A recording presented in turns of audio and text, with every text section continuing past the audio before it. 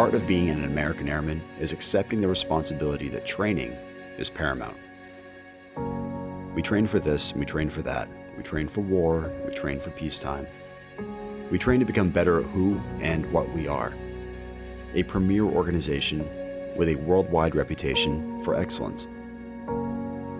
Excellence doesn't come without training, and we can thank our education trainers, our IG team, our supervisors. Pretty much any individual you come in contact with is responsible for training in some way, shape, or form. Without it, we would be nothing.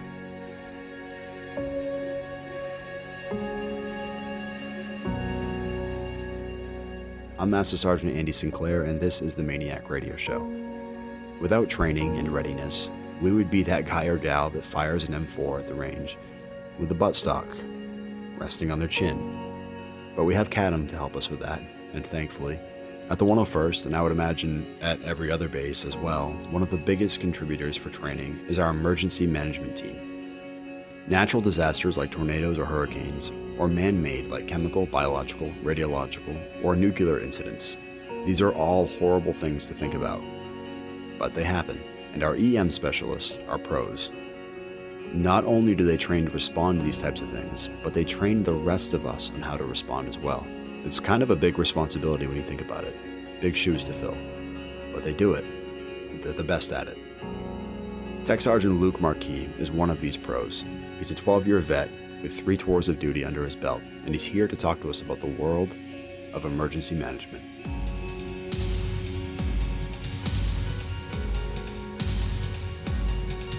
Our whole goal is to be prepared and be able to assist the local community with the domestic operations. We have a mobile emergency operations center that can go anywhere in New England. We've taken it to the past inauguration, but day to day, just maintaining a lot of equipment, working on plans, working on base with the emergency management representatives in each different squadron. Just basically, and periodically training with local police, fire, EMS. We work with Bangor PD quite a bit, state police. We've worked with the FBI before. We have a mutual aid agreement with Orono Hazmat, so if they need more people, we'll go help them. There's the 11th Civil Support Team out of Waterville, Maine. We share a lot of the same,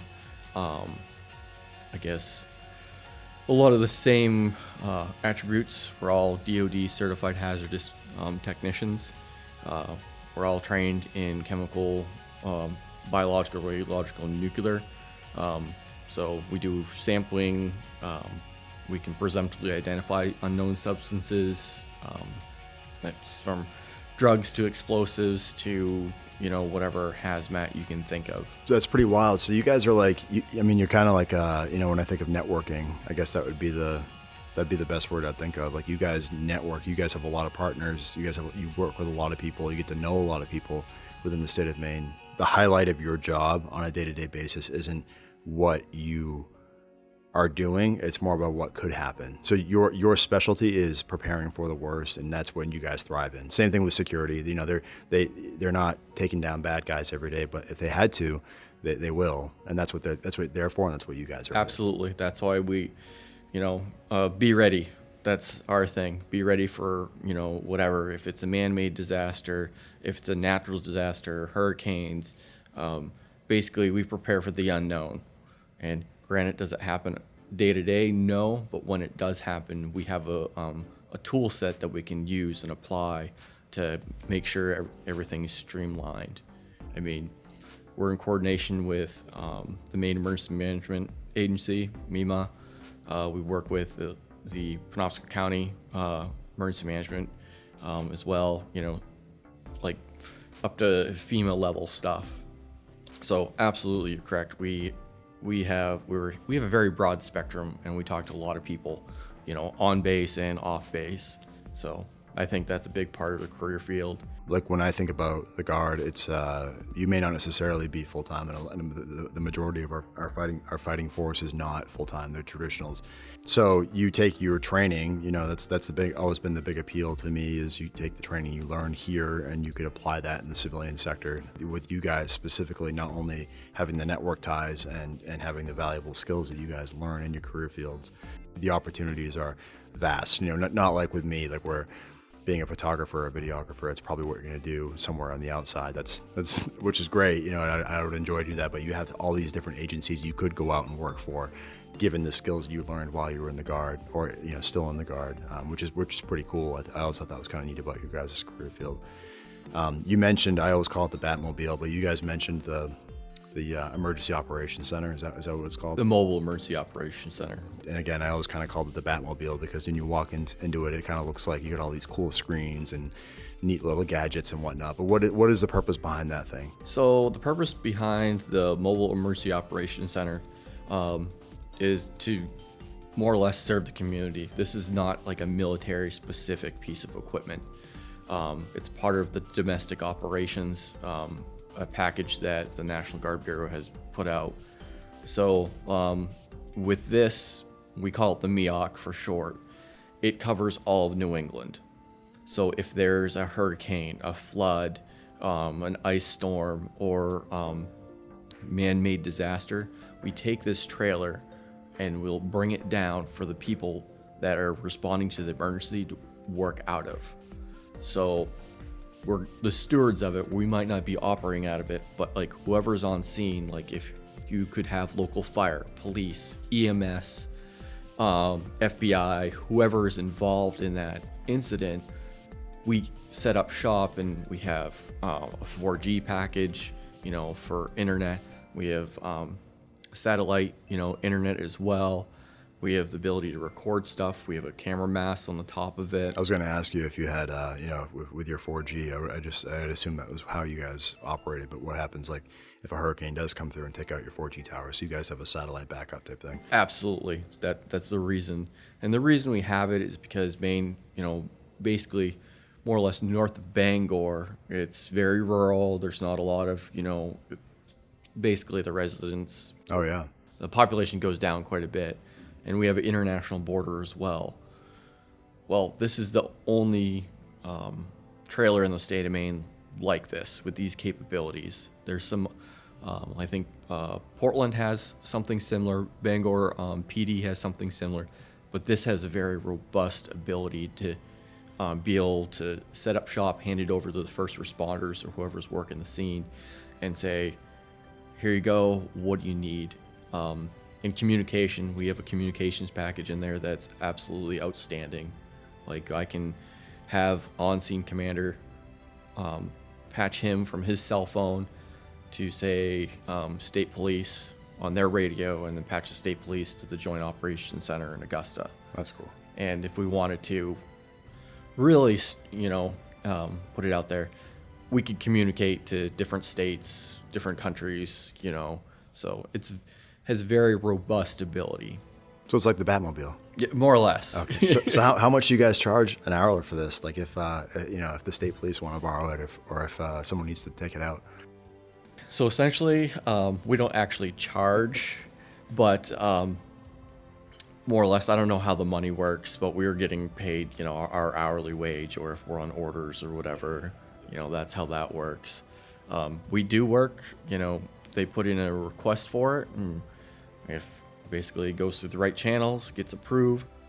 We've done air shows, a lot of training events as well. Like we've been to Rhode Island, we brought it to the last inauguration as well. What was that like? It was very interesting to say the least. Just because I think we had like 13 of these trailers from all across the country, and they pre-positioned them all throughout DC. And they were set up to be backup for the JISC. Basically, they can set up shop anywhere, and you'll have internet, phones, secure internet as well. So if those failed, then the MAINEiacs were going to be, in ready to rock and roll. But we are on Joint Base Andrews. That's our rear station to be. But It was very interesting. Like, we had access to the closed circuit television for all of DC, the area, so we could see if something were to happen, we could put it on the screen.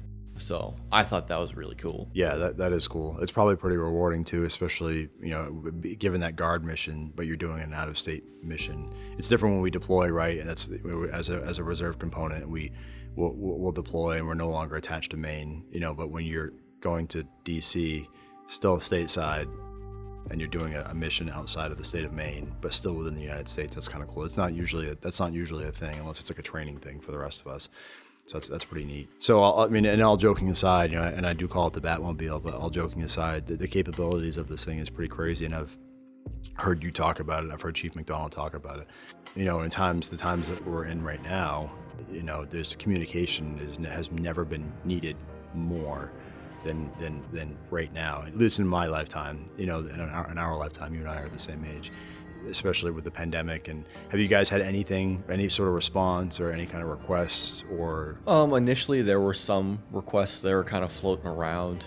Currently my supervisor, Chief McDonald, he's tasked at the Joint Operations Center in Augusta. And then one of my airmen, Staff Sergeant Brad Jameson, he's also tasked to the Maine State EOC, and they've been there since late March, and more or less they're doing a lot of coordination between the state of Maine requests for what they need for PPE, equipment, whatever is being requested. They do a lot of the coordination to make sure that they can see the request through, they can vet it, or they can shut it off and say, well, we can't support that. Wow, so you guys literally have like your fingers dipped in the coffee pot. Like you guys are right, like the people you work with are head on with this, like with everything going on. That's pretty crazy. Absolutely. Like I know Chief and Sergeant Jameson, the CDC director, they're in meetings with him. They're, going back and forth. They see each other, periodically through the day. So, with the pandemic, absolutely. And we've had some other taskings. We have a CBRN response trailer. Actually, we went to a couple of nursing homes it was probably 2 months ago, and we were part of the team that was actually doing the fit tests. So we brought the trailer. I gave the team that doing the fit test the opportunity, to work out of something, and we were there all day, and I can't remember how many people they fit tested. It was like 100 or 150 people. But just having that asset over there to aid them in getting that job done, they said it made a big difference just because they had a place to stage out of. It's got to be a rewarding feeling, knowing that you're making a difference and you're in the fight every day. Not to say that the rest of us aren't, but with you guys essentially on the front lines of this pandemic thing, that's pretty crazy. I feel like that would be pretty rewarding. I can say one thing is being in emergency management, every day is a little bit different. It's not always the standard. We got some stuff that you have to do irregardless, but you never know what. One day I could be dealing with EM reps. Next day I could be in a hazmat suit. The day after that, I could be teaching a CBRN class. I found it rewarding. I take a lot of pride in what we do. I'm lucky enough to work full-time, wear the uniform a lot of the time, but I take a lot of pride. Each deployment, you get to work on some skills you don't get at home station, meet new people, do a lot of different stuff. And from what I used to do in the civilian side, which was mechanical, and I worked at a grocery store, at the end of the day, I just have a lot more pride about what I'm doing, and I appreciate that. As veterans, we all stand on each other's shoulders. So, I also serve because, I have 3 uncles that served in the military, 2 were Vietnam veterans. So just trying to think of that, hey, you gotta have a little bit of pride in that, and, just to keep on going on. Yeah, that's huge. Just from an outsider's perspective and listening to some of the classes that we've been in on with you guys have a lot of training that you guys have to do, and you guys got to keep up on a lot of training too. We just did our annual hazmat refresher training, so we put the fully encapsulated suit on, and what we decided to do for training is, say you take like a oxyacetylene tank, or like the tank they use to refill or fill up balloons, and we simulate there's gas coming out of it by putting water into the tank and filling it. But basically, there's a hole in the side of it we need to patch. On top, basically, we have to cap the top of it to prevent the leak. And me just saying that seems like it's pretty simple. It's actually very difficult, to say the least. Because one, you're in a hazmat suit. You can't see anything. You have water all over you. You get hot. Everything steams up. So sometimes it's very challenging. I mean, we have been through the chemical defense training facility. At this point, I've been through twice. So that's where we actually put on our gas mask and, you know, our mop gear and go in and actually detect real VX and real sarin. So that gives us confidence in what we're wearing and what we're teaching people. Yeah. Actually is effective. Right. So I didn't walk out of there twitching. Yeah. So right. It must be doing something right. That's wild. Yeah, I didn't know you guys did that. That's pretty crazy. We typically FEMA courses like ICS 300, 400, which are the really big ones. Like they get you trained. So for a big incident like a hurricane or a regional, you know, disaster. I've been out to the Nevada National Test Site. So that's where we did all our nuclear testing. We still do some of it, but not on a big scale. And took a radiological course out there. So got to, they have like, you know, a whole like, I said development or whatever, and you actually go detect like real radiation. And, you know, it was kind of neat standing at ground zero of an atomic bomb going off. Yeah. You know, and just kind of look like probably neat and scary a little bit too. Yeah, it's neat and scary at the same time, you know. And Area 51's not too far away. Yeah, we're actually at Area 52, so that's pretty neat. Wow, like I said earlier, your career field is super diverse. Like I feel like there's a lot that goes into it, and there's a lot that people don't realize that they don't get to work with you or photograph or video you guys. Like they don't know. Like with us, like we're spoiled because we have to follow you guys around sometimes, but we don't. The majority of the base and the public may not know that you guys even exist and that you guys have the capabilities that you have. And I think that's pretty cool. For the most part, when it comes to emergency management, military and civilian, not until something happens do they say, hey, I think I know this guy. And then we show up with all our stuff, you know, our gear, or we're working in the emergency operations center to support the incident commander, boots on the ground.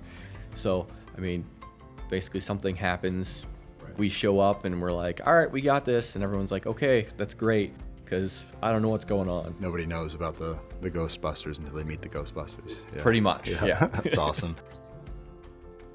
What did you do on your 3 deployments? So essentially within my 3 deployments, they've all been a little bit different. Like Iraq was a combat zone. So we did their actual real time, like real hazmat missions, such as the Iraqi Joint Military Mail Terminal. So if they sent the wrong package with the wrong address, it'd go over to the Iraqi side.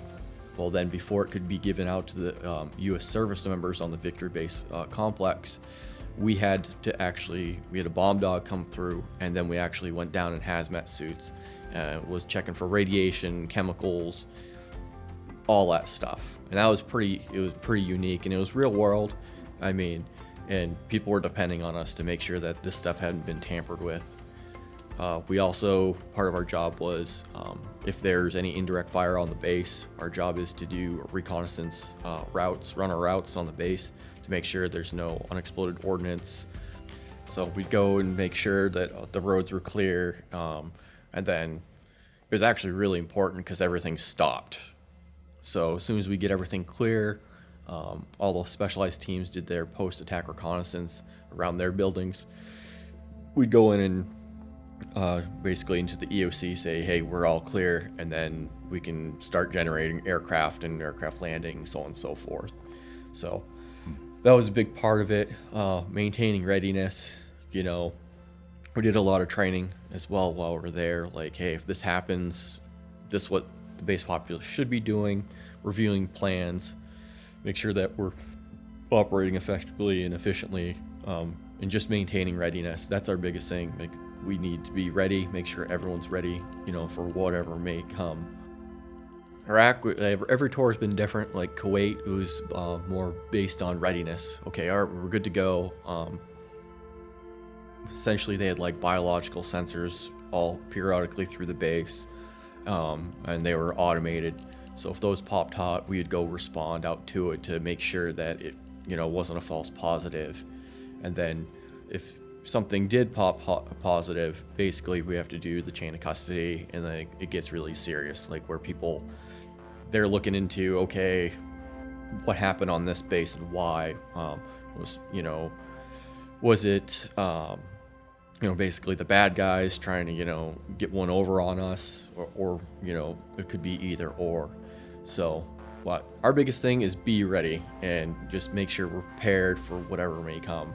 For part of our job, like, we have to see wherever we're located, like in theater, and say, okay, what do our adversaries have that can affect this base here? So we're thinking like the big picture. Okay, do they have intercontinental ballistic missiles? Can they reach here? And if they do reach here, how are we going to handle that? How we're going to, there's initial response. Okay, recovery. Do we need to build bunkers? Obviously, we in EM, we're not going to be physically building the bunkers, but depending on the threat, we're going to say, well, per this many people in this location, we need this many bunkers.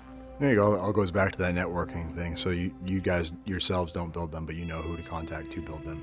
Absolutely. It seems like it's, I don't know, and I may be over-exemplifying it, I guess, in a way. There's a lot to it. I've always thought that, again, about your guys' career, but there's a lot to your job, and there's a lot that's expected of you guys. And I can imagine, like you said, at the end of the day, whether you're in Kuwait or you're in Iraq or you're in Maine, when your head hits the pillow that night, you can feel that sense of accomplishment, like you said earlier, and you know that what you did that day made a difference, or that you're preparing to make a difference. Not everybody can say that, unfortunately, and that's pretty cool that you guys can do that. I have one last question. My question is, in your 12 years that you've been in uniform, what is your biggest takeaway? So I think the biggest takeaway for me is when I was in high school, all my friends went active duty Army, and I said, military's stupid. I'm not gonna do that. I'm gonna go to college. So, well, I went to college, played soccer at Husson, and basically my sophomore year, I got a bunch of trouble, like legal stuff. Basically driving away from the cops is not a good idea. Don't do it. Don't do it. Trust me, firsthand experience here. And so more or less, I'm kind of working a dead-end job. I had that stuff go down, and I used to be like pretty much a straight shooter, and I got in all this trouble. And local community kind of looked at me like, why would you ever do this? That's, and I worked in a supermarket, so everyone I knew, was in there. And, how could you do this? And, why would you ever this, that, so on and so forth. So that kind of beat me down quite a bit. I'm like, very ashamed of it. And so for me, I wanted to kind of make it right. So I said, well, what's the best way I can give back to the community? Show people that I'm not this terrible, horrible person, whatever. So I started looking around, and at this time I had no idea the Guard existed. And someone mentioned it to me, and I was like, oh, cool. So I put my application in. It was quite the process, but they let me enlist, gave me a bonus, so that was awesome. But my biggest takeaway is the pride of just serving, help working with the local community, just giving back. That's my biggest takeaway. Is, I kind of took something when I was younger, did something stupid, and this is just kind of proof that, hey, you know what? Turn my life around. I'm doing things to help other people, and I think that's why I'm still here and I'm still serving. Yeah, well, based off what you've told me in this interview, and the stories that you've shared and the experience that you've talked about, I'm sure that you've given back and more, and then some. So that's huge. That's cool. Is there anything you want to add? I think I'm good. I've covered a lot of stuff. I mean, I probably didn't cover everything. No. Because our career field, we do a little bit of everything. So, if anybody's listening who's interested in this career field, and anybody who wants to ask more questions, can they get a hold of you? Ask you directly? absolutely. The first thing I think of when I see you guys or hear you guys talk is training. I was like, my God, these guys have got to go through and keep up on all these crazy regs and crazy training. I can't imagine. And we followed you guys around in Germany and Hawaii and seen what you guys do, and it's pretty wild. So, but anyway, yeah. So thanks for stopping by and thanks for talking with us. No problem. All right. Thank you. All right, we'll chat soon. All right. Thanks again to Tech Sergeant Luke Marquis for coming in to talk to us about EM. A lot of training goes into his job, a lot of responsibility. If that's something you're into, be sure to hit him up for more information. Let's talk about the Freedom Award real quick. Did you know that service members can nominate their employers for the Defense Employer Support Freedom Award? And what does that do? It's the highest honor that the DoD gives to employers for supporting National Guard and Reserve employees. The employers that are chosen for the award exemplify what it means to go above and beyond federal requirements in support of military employees. So, do you have an employer who has remained flexible and understanding throughout your years in service? It's not easy employing a guardsman or a reservist. That guy or gal could be deployed at a moment's notice. The support civilian employers give should not go unnoticed. So get on the ball and nominate them. Show them that their support does not go unnoticed. Another thing I want to talk about is keeping focus on our COVID-19 mitigation procedures. And it's simple. Wear a mask. Maintain 6 feet of social distancing. Wear a mask. Wash your hands and wear a mask. Disinfect surfaces often, especially those that are frequently touched by other people. And wear a mask. And lastly, do not come to work sick. Talk to your supervisor. They'll understand. Oh, and wear a mask. Let's mask up, MAINEiacs. That's the right thing to do. Drill is here, and be sure to make the most of it. Train, be trained, and be ready. Head over to our Facebook and Instagram pages. Give those a like or a follow. Head over to the recruiting equivalent pages, and give those a like or a follow. Tell your friends, tell your family about them. Help spread the good word on the Maine Air National Guard. Tuition assistance, healthcare, skills and trades. Seems like a good deal to me. Have a great weekend, everybody. Take care of yourself, take care of each other. That's important. Goodbye for now.